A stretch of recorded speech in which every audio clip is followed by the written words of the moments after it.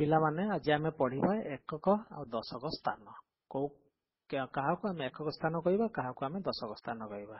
ଏବେ ଆମେ ଦେଖିବା ଗୋଟେ ଜଙ୍ଗଲରେ ଥରେ ମାଙ୍କଡ ମାନଙ୍କର ସଭା ହେଉଥିଲା। ଏହି ସଭାକୁ ଯୋଗ ଦେବା ପାଇଁ 15 ଜଣ ମାଙ୍କଡକୁ ଆସିବାର ଥିଲା।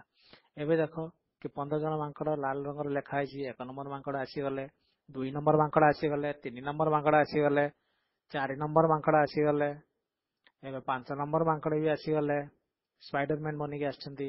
6 ନମ୍ବର ମାଙ୍କଡ ବି ଆସିଗଲେ, ଏବେ 7 ନମ୍ବର ମାଙ୍କଡ ବି ଆସିଗଲେ। ଏବେ 8 ନମ୍ବର ମାଙ୍କଡ ଆସିଲେ, ଇଏ ହନୁ ମାଙ୍କଡ ଏଟା ଆସିଗଲେ 8 ନମ୍ବର ମାଙ୍କଡ। ତ 9 ନମ୍ବର ମାଙ୍କଡ ବି ଆସିଗଲେ। ଏବେ 10 ନମ୍ବର ଗୋଟେ ବୃଦ୍ଧ ମାଙ୍କଡ ଆସୁଛନ୍ତି 10 ନମ୍ବର। ଧୀରେ ଧୀରେ ଧୀରେ ସେ ବୃଦ୍ଧ ମାଙ୍କଡ ଆସୁଛନ୍ତି 10 ନମ୍ବର। 10ଟି ମାଙ୍କଡ ଆସିଗଲେ। ଉପର ଡାଳରେ ଯେତିକି ବସୁଛନ୍ତି 10 ଜଣ ମାଙ୍କଡ ଆସିଗଲେ। ଏବେ ଆମେ ଲେଖିଦେବା 10 ନମ୍ବର 10 ଲେଖିଦେବା। ଯୋଉଠିକି 10 ଜଣ ମାଙ୍କଡ ଆସିଗଲେ, ସେଇ 10 ଟାକୁ ଆମେ ଧଳା କିମ୍ବା ହ୍ୱାଇଟ ରଙ୍ଗରେ ଲେଖିବା।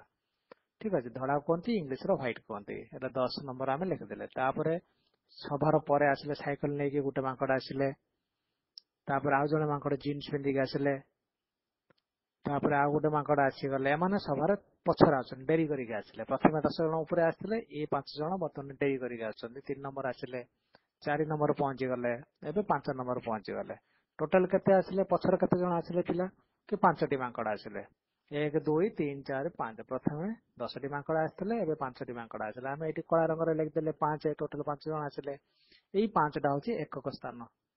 ସେଇଥିପାଇଁ ଆମେ ଲେଖିଲେ ଏଟା 5 1। ଏଟା ଗୋଟିଏ ଅଛି 5 1 ହେଲା। ତାପରେ ତା ପୂର୍ବରୁ 10 ଅଛି, 10ଟା ହଉଛି ଦଶକ।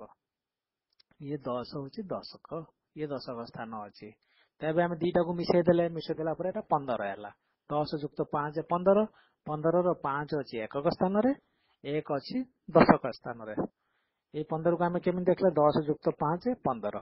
ତାହେଲେ ପିଲାମାନେ ଏଠି କଣ ଦେଖିବା, ଆମେ ଏଠି କଣ ବୁଝିଲେ ପିଲାମାନେ କି ଏବେ ଆମେ କଣ ବୁଝିଲେ କି ପିଲାମାନେ କୌଣସି ସଂଖ୍ୟାର ଡାହାଣରୁ ପ୍ରଥମ ସଂଖ୍ୟାଟି ଏକକ ସ୍ଥାନ ଏବଂ ଡାହାଣରୁ ବାମକୁ ଦ୍ୱିତୀୟ ସଂଖ୍ୟାକୁ ଦଶକ ସ୍ଥାନ ବୋଲି କୁହାଯାଏ।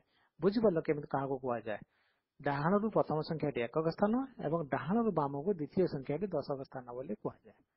ଠିକ ଅଛି, ତ କଣ ବୁଝିଲେ ପିଲାମାନେ ଏବେ କି ଡାହାଣରୁ ବାମକୁ ପ୍ରଥମ ସଂଖ୍ୟାଟେ ଏକକ ସ୍ଥାନ ଆଉ ଡାହାଣରୁ ବାମକୁ ଦ୍ୱିତୀୟ ସଂଖ୍ୟାଟେ ଦଶକ ସ୍ଥାନ। ଏବେ ଆମେ କଣ ବୁଝିଲେ ପିଲାମାନେ, କୌଣସି ସଂଖ୍ୟା ଡାହାଣରୁ ପ୍ରଥମ ସଂଖ୍ୟାଟି ଏକକ ସ୍ଥାନ, ଏବେ ପିଲାମାନେ କଣ କରିବା, ତଳେ ଯାଇଥିବା ପ୍ରଶ୍ନ ଗୁଡିକ ନିଜ ନିଜ ଖାତାରେ ଲେଖି ମତେ ଦେଖାଇବ।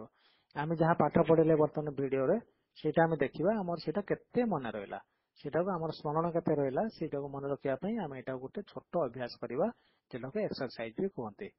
ତ ଏଇ ଯୋଉ ଅଭ୍ୟାସ କରିବା, ଆମର ଏଠି ପିଲାମାନେ ଯୋଉ ଗୋଟେ ଛୋଟ ଛୋଟ ଅଭ୍ୟାସ କରିବା, ଆମର କୁନି ଛୁଆ ମାନେ ଅଭ୍ୟାସ କରିବା, ଜାଣିପାରିବା ଆମେ କଣ ଶିଖିଲେ, ଆମ କୁନି ଛୁଆ ମାନେ କଣ ଶିଖିଲେ, ଆମେ ଏଠି ଜାଣିବା କେମିତି। ତେଣୁକରି ପିଲାମାନେ ଖାତା କଲମ ବାହାର କରନ୍ତୁ, ଏବେ ଆମେ ଅଭ୍ୟାସ କରିବା। ଏବେ ଆପଣଙ୍କ ପିଲାମାନେ କୁହନ୍ତୁ କି 11 ଯୁକ୍ତ 2 ସମାନ କେତେ, ତାର ଦଶକ ସ୍ଥାନରେ କଣ ଆସିବ, ଏକକ ସ୍ଥାନରେ କଣ ଆସିବ। 9 ଯୁକ୍ତ 8 ତାର ଦଶକ ସ୍ଥାନରେ କେତେ ଆସିବ, ଏକକ ସ୍ଥାନରେ କେତେ ଆସିବ। ସେହିପରି 10 ଯୁକ୍ତ 8 ର କେତେ ହବ ମିଶିଲେ ଦଶକ ସ୍ଥାନରେ କେତେ ଆସିବ, ଏକକ ସ୍ଥାନରେ କେତେ ଆସିବ। 10 ଯୁକ୍ତ 6 ମିଶିଲେ କେତେ ହବ, ତା ଦଶକ ସ୍ଥାନରେ କେତେ ଆସିବ, ଏକକ ସ୍ଥାନରେ କେତେ ଆସିବ। 10 ଯୁକ୍ତ 4 ମିଶିଲେ କେତେ ହବ, ଦଶକ ସ୍ଥାନରେ କେତେ ଆସିବ, ଏକକ ସ୍ଥାନରେ କେତେ ଆସିବ। 11 ଯୁକ୍ତ 2 କେତେ ହବ ମିଶିଲେ, ଦଶକ ସ୍ଥାନରେ କଣ ଆସିବ, ଏକକ ସ୍ଥାନ। ପିଲାମାନେ ଦେଖିବା କରି ଏବେ ବର୍ତ୍ତମାନ କରିବା, ଆମେ ବର୍ତ୍ତମାନ ଏକ୍ସରସାଇଜ କରିବା, ଅଭ୍ୟାସ କରିବା, ଦେଖିବା କୋଉ ପିଲାମାନେ କରିପାରୁଛନ୍ତି। ଯଦି ନ କରିପାରୁଛନ୍ତି ଆମେ ଆଉ ଥରେ ପଢିବା, ଆଉ ଥରେ ଦେଖିବା। ଏଇଟାକୁ ଆରମ୍ଭ କରନ୍ତୁ, ଆମେ ଦେଖିବା କି କୋଉ ପିଲାମାନେ ଏଟାକୁ ବୁଝି ପାରିଛନ୍ତି। ଆମେ ଏଇଠୁ ଅଭ୍ୟାସ କଲେ ଜାଣିପାରିବା। ତ ଏବେ ଖାତା କଲମ ବାହାର କରିକି ଏଟାକୁ ଲେଖିବା ଆରମ୍ଭ କର। କିଛି ସମୟ ପରେ ଆମେ ଏଟା ଦେଖି ସାରିଲା ପରେ ତାପରେ ଏ ବିଷୟଟାକୁ ଶେଷ କରିବା। ଠିକ ଅଛି, ଧନ୍ୟବାଦ।